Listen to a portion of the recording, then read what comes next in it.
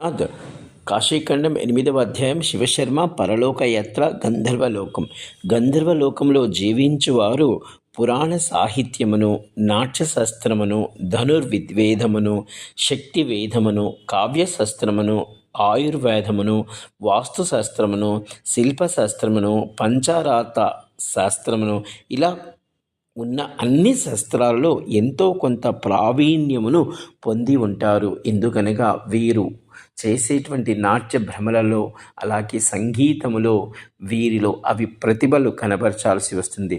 వరాహ పురాణం 74వ అధ్యాయంలో మేరు పర్వతానికి దక్షిణం భాగంలో గంధర్వ సముద్రము కలదని 1000 యోజనాల విస్తీర్ణములో ఉందని మనకి వరాహ పురాణంలో చెప్పబడి ఉంది.